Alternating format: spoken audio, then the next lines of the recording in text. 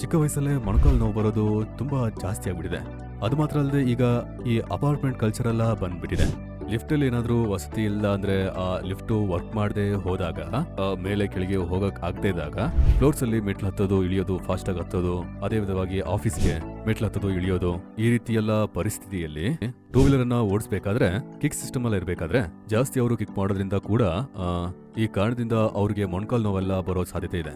ಇದ್ರ ಜೊತೆ ಮತ್ತೆ ವಯಸ್ಕರಲ್ಲಿ ಮುಖ್ಯವಾಗಿ ಶುಗರು ಮತ್ತೆ ಒಬೆಸಿಟಿ ಇವೆಲ್ಲವೂ ಕಾರಣವಾಗಿರುತ್ತೆ.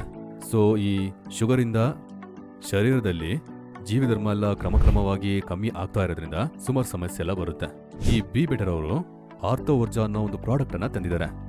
ಇದರಲ್ಲಿ ಒಂದು ಬಾಟ್ಲ್ ಅಲ್ಲಿ 60 ಕ್ಯಾಪ್ಸೂಲ್ಸ್ ಇರುತ್ತೆ. ಬೆಳಿಗ್ಗೆ ತಿಂಡಿ ಆದ್ಮೇಲೆ ಒಂದು ತಗೋಬೇಕು, ರಾತ್ರಿ ಊಟ ಆದ್ಮೇಲೆ ಇದನ್ನೊಂದು ತಗೋಬೇಕು.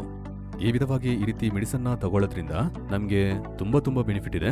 ಮೊಣಕಾಲಲ್ಲಿ ಸ್ಟಿಫ್ನೆಸ್ ಕಮ್ಮಿ ಆಗುತ್ತೆ. ಮುಖ್ಯವಾಗಿ ಎರಡನೇದೇನಂದ್ರೆ ಮೊಣಕಾಲ ಭಾಗದಲ್ಲಿ ಒಂಥರ ಸವೆತ ಇರೋ ಆ ಪರಿಸ್ಥಿತಿಯಲ್ಲಿ ಜಂಟಿ ದ್ರವ ಕಮ್ಮಿ ಆಗುತ್ತೆ.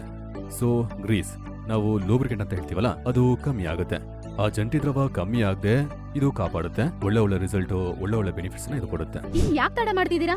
ಈಗಲೇ ಸ್ಕ್ರೀನ್ ಅಲ್ಲಿ ಕಾಣಿಸ್ತಿರೋ ನಂಬರ್ಗೆ ಕಾಲ್ ಮಾಡಿ ನೀವು ಆರ್ಡರ್ ಮಾಡ್ಕೊಳ್ಳಿ.